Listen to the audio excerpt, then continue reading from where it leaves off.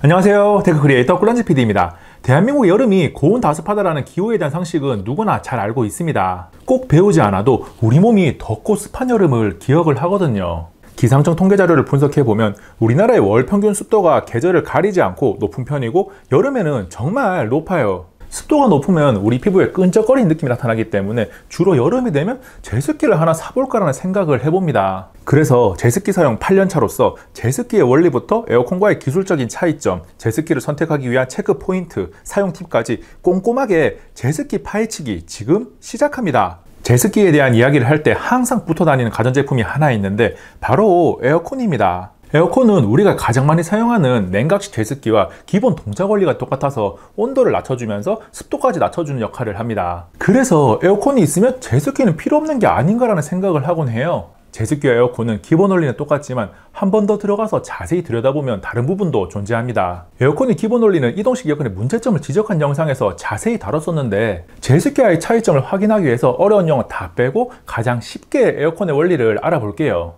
그림에서 파란색 박스는 실내기, 빨간 박스는 실외기입니다. 에어컨은 냉매의 흐름을 기준으로 4단계로 나눠져 있어요. 첫 번째로 기체 상태의 냉매가 압축기에서 고온 고압이 되는데 보통 모터를 사용하기 때문에 소음이 발생합니다. 압축기는 우리가 영어로 컴프레셔라고 부르죠. 두 번째로 압축기에서 나온 냉매는 응축기로 가서 외부에서 유입된 공기를 만나 액체 상태가 됩니다. 이때 냉매가 기체에서 액체로 변하면서 열을 발생시키고 유입된 공기가 뜨거워져서 밖으로 배출됩니다. 세 번째로 액체가 된 냉매가 팽창 밸브를 거치면서 온도와 압력이 낮아지게 되고 네 번째로 증발기에서 외부에서 유입된 공기를 만나게 됩니다. 이때 외부 공기가 가지고 있던 열을 빼앗아서 다시 기체로 변합니다. 그래서 열을 빼앗긴 시원해진 공기가 밖으로 배출되고 온도를 낮추게 되는 거예요. 그리고 기체가 된 냉매는 다시 압축기로 돌아가게 되는데 이 과정을 계속 순환 반복합니다. 어려운 듯 하면서도 생각보다 간단한 에어컨의 원리를 머릿속에 그려둔 상태에서 제습기의 동작 과정도 살펴보겠습니다. 기본적으로 냉매가 압축기,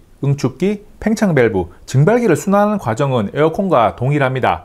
그런데 제습기의 원리 그림을 보면 공기의 흐름이 다릅니다. 에어컨의 원리를 잠시 다시 보면 증발기와 응축기에서 공기를 유입했다가 다시 내보내는 공기의 흐름인데 제습기는 증발기를 거치면서 시원해진 공기가 밖으로 배출되는 것이 아니라 바로 응축기로 가게 되고 응축기에서 뜨거워져서 고온 건조한 상태로 배출이 됩니다. 그래서 제습기를 사용하면 온도가 올라가게 되죠. 그리고 습한 공기가 증발기를 통과하면서 냉매가 열을 빼앗아가니까 온도가 낮아지고 공기가 있을 점에 도달해서 수증기가 물로 변하게 되고 물통으로 흘러갑니다. 이게 무슨 말이냐면 공기 속에 존재하는 수증기는 온도에 따라서 포함되는 양이 달라지게 되는데 온도가 높아질수록 포함할 수 있는 수증기 양이 점점 더 많아집니다. 즉 증발기를 거친 공기가 온도가 낮아지면서 포함할 수 있는 수증기량이 줄어드니까 줄어든 만큼 물로 변하게 되고 그 물이 제습기의 물통에 차게 되는 거예요. 제습기와 에어컨은 기술적으로 공기의 흐름이 다르다는 것을 알려드렸고 두 번째로 가장 핵심적인 차이점인데 동작의 기준이 다릅니다.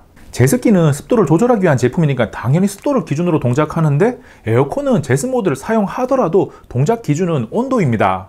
에어컨에서도 습도가 어느 정도인지 보여주긴 하는데 센서가 그냥 그 값만 보여줄 뿐 동작하는 기준은 아닌 거예요. 그래서 에어컨으로는 원하는 습도에 도달하기가 쉽지 않습니다. 설정 온도까지 내려간 이후에는 온도 유지를 위한 작동만 하니까 제습 효과가 제대로 나타나지 않거든요. 그렇다고 습도를 낮추자고 설정 온도를 18도나 20도까지 낮춰서 한여름에 긴팔이나 겉옷을 껴입어야 하는 상황을 만드는 건 말이 안 됩니다. 이런 동작 기준의 차이가 있으니까 에어컨과 제습기를 함께 사용하면 제습기가 습도를 원하는 수준까지 낮추기 위해서 계속 동작하면서 발생시키는 열을 에어컨이 없애주니까 온도와 습도를 원하는 수준까지 빠르게 맞출 수 있겠죠.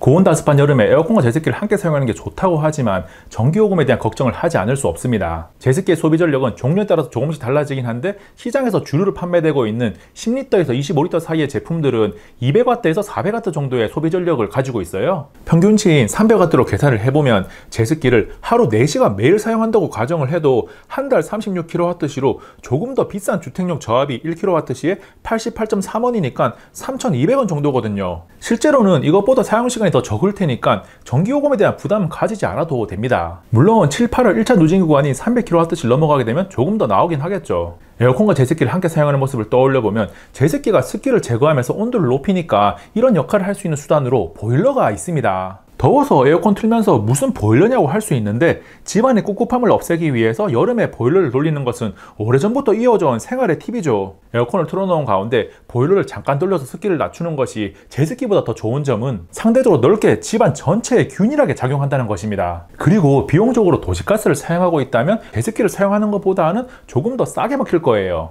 물론 한 가지 생각해야 될 점은 LNG가 아니라 LPG를 사용하거나 LNG를 사용하더라도 사업 규모가 작아서 가격이 비쌀 수가 있기 때문에 평소 가스보일러를 틀었을 때 요금 폭탄을 맞은 적이 있다면 제습기를 사용하는 게 더 좋습니다. 지금까지 설명한 제습기에 대한 내용은 냉각식 제습기를 기반으로 하고 있는데, 제습기는 냉각식 이외에 화학 제습식, 펠티어식, 화학 제습식과 냉각식을 동시에 사용한 하이브리드 형태 콘덴싱이 있습니다. 제습기의 종류가 생각보다 많은데 하이브리드 형태나 콘덴싱은 우리가 만날 일이 거의 없기 때문에 설명을 생략하고 화학 제습식과 펠티어식은 짧게 살펴보겠습니다. 먼저 화학 제습식은 흔히 우리가 물 먹는 하마라고 알고 있는 제습제를 사용하는 방식이라고 생각하면 가장 쉽고, 다음 펠티어식은 펠티어 소자를 이용합니다.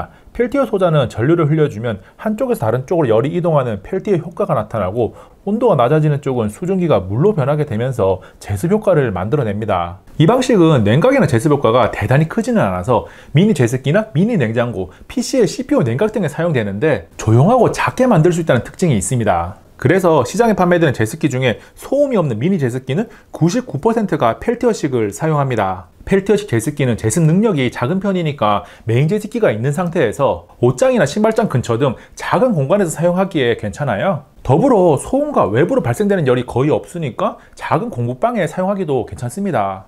단, 펠티어 방식이 단점이 하나가 있는데 온도가 낮은 곳에서는 효율이 굉장히 많이 떨어지기 때문에 에어컨과 함께 사용하는 것은 안 돼요. 제습기 종류까지 간단하게 알아봤고, 과연 제습기를 구매할 때 체크해야 될 포인트가 무엇이 있는지 정리해 보겠습니다. 가장 먼저 본연의 목적인 제습 능력을 살펴봐야겠죠. 제습기를 검색해보면 10리터, 15리터, 20리터 이런 숫자가 쭉 적혀 있는데, 여기서 우리는 15리터 제습기라고 하면 제습기 물통의 용량이 15리터라고 착각하기도 하는데, 여기서 말하는 제습기의 용량은 1일 제습 능력입니다. 제가 8년째 사용하고 있는 제습기는 15리터짜리인데 31평 아파트에서 충분히 잘 사용하고 있습니다. 시간이 지나면서 같은 소비 전력일 때 제습 능력이 조금 더 좋아졌으니까 50평대 이상의 궁궐 같은 큰 집에 사는 게 아니라면 20리터 정도면 충분합니다. 그리고 평소에 따라서 적정 제습 능력을 세밀하게 나누기도 하는데, 너무 세밀하게 구분할 필요는 없고 10평대나 그 이하의 크기에서는 10리터 정도면 무난하게 사용할 수 있고, 집에 습기가 조금 많은 편이라면 15리터 정도면 괜찮을 거예요. 제습기는 제습 능력과 함께 물통의 크기도 잘 봐야 하는데, 제습기의 제습 능력은 20리터나 25리터나 되는데 물통은 2리터나 2.5리터밖에 안 되는 제품도 있어요. 제가 사용 중인 제습기가 15리터 제습 능력에 4리터 물통을 가지고 있는데, 장마철이나 습도가 높은 날 사용하면 생각보다 금방 차버리거든요. 그래서 동일한 제습 능력에서는 물통이 크면 클수록 좋습니다. 시장의 분위기를 보면 10리터 제습기는 주류가 1.5리터에서 2리터 물통인데 최대 3리터까지 나오고, 15에서 20리터 제습기는 물통이 작게는 2에서 3리터, 크게는 5에서 6리터 이상 되는 것도 나옵니다. 물통이 너무 크면 자주 못 비우게 되니까 위생적으로 문제가 발생하는 것이 아닌가라는 걱정을 할 수가 있는데, 5리터 이상의 물통이라도 금방금방 채워지고 혹시나 중간에 꺼림직하다면 당장 꺼내서 비우면 되니까 문제가 될 게 없어요. 그런데 물통이 작으면 습한 여름에 집을 비우면서 사용할 때 물통이 가득 차면 제습기가 멈춰버리니까 1일 제습 능력이 높은 게 쓸모가 없어지게 됩니다. 정리해보면 10리터 정도의 제습기는 물통이 3리터, 15에서 20리터 제습기는 물통이 5리터 이상이 되는 제품을 권합니다. 그리고 25에서 30리터 이상의 제습 능력을 가진 큰 제습기를 쓴다면 물통이 적어도 7에서 8리터 이상은 되는 게 좋아요. 다음 살펴볼 요소는 소음인데, 앞에서 설명드린 것처럼 펠티어식을 사용하는 미니 제습기가 아니라면 소음은 피할 수 없는 요소입니다. 제습기 원리를 설명하면서 에어컨과 똑같이 냉매가 순환한다고 이야기를 했고,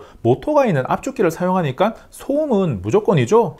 그래서 제습기 광고 문구에 소음을 낮췄다는 말이 자주 등장하기는 하지만 제품을 선택하는 데 있어서 소음의 크기는 고려할 필요가 없습니다. 동일한 제습 능력을 가진 제품들 사이에 소음은 체감할 수 있는 차이가 없다고 봐도 무방합니다. 그 밖의 요소로 연속 배수, 공기청정 기능, 신발 말리기 등의 기능이 있는데, 사용 장소에 습기가 너무 심해서 하루 종일 틀어놓고 사용하기를 원하면 호수 연결을 통한 연속 배수가 되는지가 중요할 수 있는데, 보통의 가정에서는 신경 쓸 부분은 아닙니다. 공기청정 기능은 제습기의 공기의 흐름이 주변 공기를 흡입해서 밖으로 내보내는 구조라서 공기가 들어오는 곳에 헤파 필터만 넣으면 추가할 수 있으니까, 동일한 능력을 가진 다른 제습기와 가격이 똑같다면 당연히 있는 게 좋은데 가격이 오히려 올라간다면 패스하면 됩니다. 제습기에 들어간 공기청정 필터가 크기가 작기도 하고 구조적으로 들어간 공기가 증발기와 응축기를 거쳐서 나오기 때문에 공기청정 효과가 그렇게 뛰어나지도 않아요. 외부 호수 연결을 통한 신발 말리기 기능은 꽤나 오래전부터 제습기에 있던 기능인데 호수를 연결해서 사용해야 돼서 조금 귀찮긴 하지만 발에 땀이 많은 분들은 꽤나 유용합니다. 물론 평소에 신발 케어에 대해서 전혀 신경 쓰지 않고 살아왔다면 그냥 무시하고 지나가도 되는 부가 기능이에요.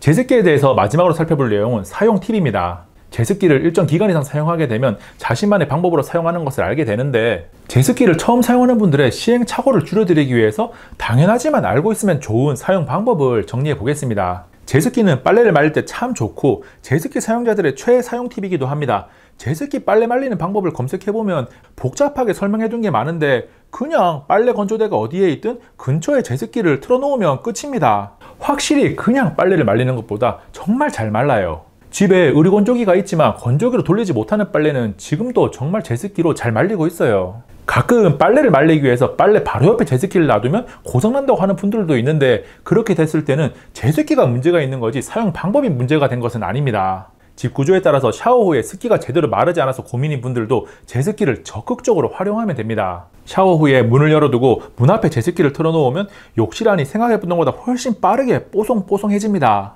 에어컨과 제습기를 함께 사용하는 것도 좋지만 사람이 없을 때 제습기를 켜놔서 건조하게 만든 다음에 사람이 들어와서 건조한 상태에서 에어컨을 켜면 정말 쾌적하게 지낼 수 있겠죠. 제습기에 대해서 원리부터 에어컨과의 차이점, 구매 체크 포인트, 사용 방법까지 다양하게 알아봤습니다. 자세하게 알려드리기 위해서 노력했는데 아직도 궁금한 내용이 남아있다면 고정 댓글에 댓글을 달아주시기 바랍니다. 최대한 다 답변을 드릴게요. 제습기를 구매하기 위해서 고민하고 있던 분들이나 제습기에 관심이 있어서 이 영상을 본 분들에게 도움이 되는 영상이었기를 바라면서 꿀단지 PD는 이만 물러갑니다. 다음에 또 만나요.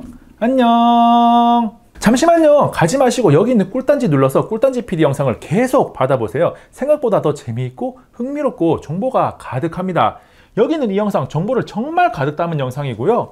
여기 있는 이 영상 최신 영상인데 너무너무 재밌어요. 역시나 정보도 가득가득 담겼죠. 두 번 보세요.